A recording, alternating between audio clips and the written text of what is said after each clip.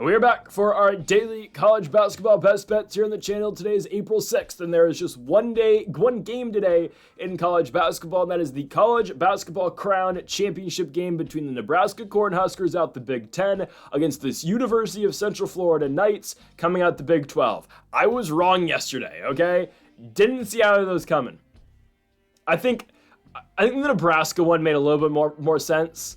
And I said that yesterday too. I thought Villanova was going to win the entire thing. I didn't see Nova UCF coming at all. I didn't see it. And my goodness, what a game from Darius Johnson.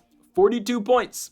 I knew he was good. Scored 31 in the Cincinnati game. He scores 42 yesterday in an overtime win for the Knights. So we get UCF versus Nebraska in the first ever College Basketball Crown Championship game. We're going to go over this game, obviously the only game today. Tomorrow we will be back for the National Championship game. We went 1 for 2 on that yesterday. Florida versus Houston in the Natty. What a choke job, what a sell job by the Duke Blue Devils. So it's Houston and Florida tomorrow night. Really excited for that game. We get a really good line on that game as I'm looking at it right now. Florida a minus 120 favorite, Houston about plus 100. Really excited for that. I think we're going to get some great odds in that game. I cannot wait. We'll talk about that tomorrow, same time here on the channel. Anyways, folks, before we get into the best bets, make sure that subscribe button down below for more. Also, go make sure to check out our daily MLB best bets. Again, this will be carrying the torch here on the channel for the next couple months. So make sure to join us every single day, 6 a.m. here on the channel on the West Coast, 9 a.m. on the East Coast every single day. MLB daily best bets. We do player props, money lines, and NRFIs as well. And also our daily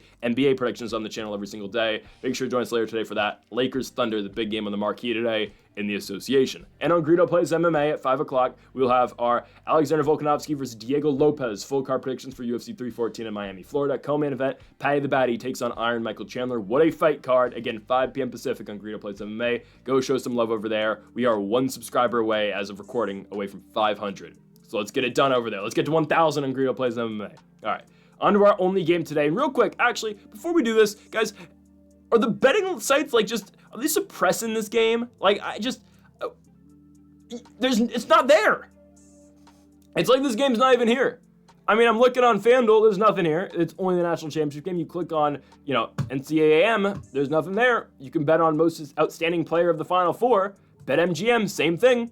Here I am. I mean, I'm on, NBA, nope. College, this is the only game. College women, obviously not that. I think UConn's going to beat South Carolina, by the way. I don't know much about women's college basketball. I can bet on the WNBA champion, but I can't bet on the college basketball crown. I mean, ESPN's showing odds. These are the odds we're using today. But I swear, they're suppressing this game or something. It's weird. We're taking Nebraska.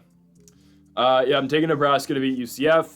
I think this UCF, just Linsanity stuff has to end. So, okay, watching both these teams over the course of the season, I'll be fully transparent with you guys. I've watched a lot more Nebraska basketball than I have UCF basketball.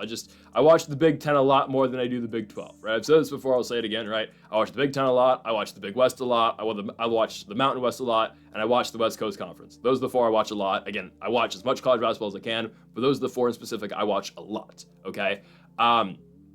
But from what I've seen out of UCF, and obviously we've watched them through this tournament, right? The big story, no Keyshawn Hall. How are they going to be able to overcome that? Well, they've found their answer. It's Darius Johnson, right? 31 points in the Cincinnati game, 42 in the game over Nova.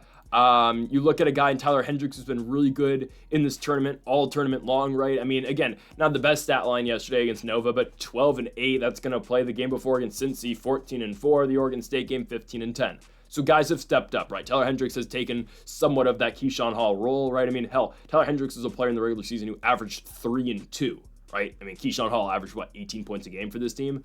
And Darius Johnson, we've known this guy can hoop, right? He's an 18-point-per-game scorer, but obviously in this tournament, he's gone to a whole nother level. 73 combined points in just the last 2 games is insane. So that's what UCF has done without their star, right? And we looked at guys like Jordan Ivy Curry off the bench who really hasn't made the biggest impact, right? UCF went and played the best team in this tournament, the best player in this tournament, Eric Dixon, and they beat them by 6 points in overtime, and they put up 100 points in their head. Incredible stuff at the UCF Knights, something I didn't even picture happening. I'll be honest. I thought that game was going to be a blowout yesterday, and UCF put it on them.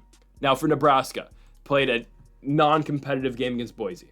They just did. Okay? They played a non-competitive game with them. I get it. Boise was in it in the first half, and Nebraska only won by 10. Watching that game, and I'll be fully transparent with you guys, I woke up a little bit late to watch this game. I started watching when Nebraska was up like 2 points halfway through over halfway through the first half. After that point, Boise never led. Nebraska was up by 2, and they just ran away with it. Now, Boise was always hit some big shots, right? Dejan Hart was hitting big threes to keep them in that game. But man, Nebraska was always hovering around that anywhere from 8 to like 14-point margin. That's where Nebraska was this entire game. After they went on that little run to close the first half, right? To go up by 6, second half, all Nebraska. Sure, you can look at the box score. Oh, they only outscored Boise by 4. Trust me, though, the way this game was being played, Nebraska was really always in control. Boise was never allowed to go on a big run to get back in this one. I think the closest they got it back in the second half was 6 at one point, but then Nebraska pulled right away, right? Dejan Hart hit some big shots, but it was not enough.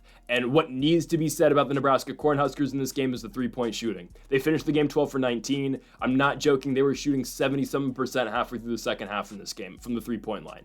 Insane stuff. Juwan Gary goes 4 for 4 from beyond the arc. Bryce Williams, guys, played a bad, I don't know if he's playing, I don't know if I want to say he played a bad basketball game. He played for Bryce Williams, it was a bad basketball game. Because and we've said this, this is what Bryce Williams has done for this team, and we said going into the Boise game, Bryce Williams was going to need to have a Herculean effort in order for the Nebraska Cornhuskers to beat the Boise State Broncos, right? Because of what he did already in this tournament. The Arizona State game, he scores 30. The Georgetown Hoyas game, he scores 28. Well, he scored 14 points against Boise. If you were to tell me that before that game, Bryce Williams only scores 14, I would have told you, okay, Boise's going to blow this team out. Who stepped up? Everyone else. Juwan Gary, a guy that has been the second leading scorer for this team. He's really never been on Williams' level this season, obviously. But man, Juwan Gary, 7 for 12 from the field, 4 for 4 from beyond the three-point line, and 21 points. Kel Jacobson scored 6 points. Both of them were three-pointers. Sam Hoiberg, 2 3-pointers in this game as well he had. Aaron Eulis off the bench, hit 2 3-pointers. Connor Estigen hit a 3-pointer, right? I mean, they went 12 for 19 from beyond the arc this game, but yes, for most of the game, they were shooting 70%. They finished shooting 63% in this game. Crazy stuff.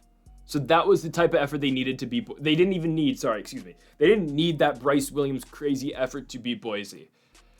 Which leads me to believe they're going to dominate UCF. Okay, I don't know if I want to say dominate, but it leads me to believe that they're going to win this game by 5 points. Around 5 to 8-ish points. I think Nebraska will get this one. Because they played very good defense in this game against Boise. There was nothing easy for the Broncos in this game. Again, they were never allowed to go on a run because at the same time, there was always an answer for Nebraska at every single point. UCF's not going to be able to score at the clip that they have been doing against Nova and against Cincinnati. They're just not going to be able to, right? I mean, all the attention for Nebraska is going to be on Darius Johnson. They'll find a way to limit him. I truly believe that. I don't know entirely who they're going to put on him. Juwan Gary's a little big to be on him. Bryce Williams, right, is 6'7", so they definitely can't do that. It's probably going to be Sam Hoiberg. It probably has to be. We'll see. They should go Jacobson on him, I think. We'll see. I'm led to believe they're going to double Darius Johnson a lot in this game and make other guys beat them, which is ultimately something that they should do. The way Johnson's been playing, they need to make someone else beat them from UCF. Right? I don't know who that's going to be. I mean, it's probably don't want that to be Tyler Hendricks, but someone else is going to have to beat UCF because you got to think Nebraska's looking at this game, which is, again, the Cornhuskers are a good defensive basketball team, right? They are a really good team. They shut Michigan down to 49 in one game. They still lost that game, but still. They limited the Wolverines to 49 at one point this season. They are going to play solid defensively. They're going to make someone else beat them. Now, again, I have been harping on Jordan Ivy Courier for a while. He did play a good game yesterday. I need to give the guys due. 18 points yesterday, 4 for 6 from beyond the arc. He was having a poor tournament prior to that, but yes, Jordan Ivy Courier actually played a really good game yesterday, so I need to give that guy credit. We'll see if he can do it in back-to-back days, right? Another thing to note, I mean, it's not that big of a factor. UCF did play the later game yesterday, right? They get a little bit, 3-4 hours less rest than Nebraska gets. And this game is being played at, 2:30 today, if I'm not mistaken, on the West Coast. Obviously, the T-Mobile Arena in Vegas. Nebraska has got more time away. And I do also think Bryce Williams won't play like he did yesterday in back-to-back games. He's too good. He is, right? Final collegiate basketball game. It is officially up after this, right? We said goodbye to Eric Dixon, Wooga Poplar, Jordan Longino yesterday. We say goodbye to them. They're seniors. They're done. This is Bryce Williams' last game, and it's also Darius Johnson's last game.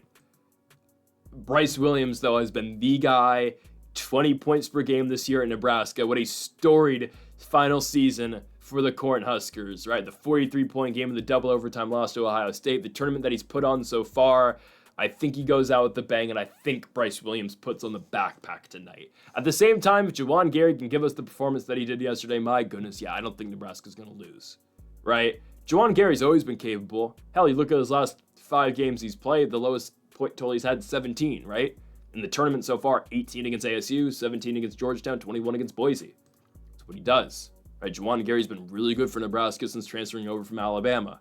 And Bryce Williams has always been excellent for Nebraska as well. I don't think UCF's able to score at the rate that they have been doing against Nebraska. Nebraska's too good defensively. And I do ultimately think that Bryce Williams will take over the game. And if Juwan Gary gives us anything like he did against Boise yesterday, Nebraska shouldn't have any problems. Sure, I expect Darius Johnson to take a lot of shots. Something else to note, he did go to the line 20 times against Villanova. 42 points is great.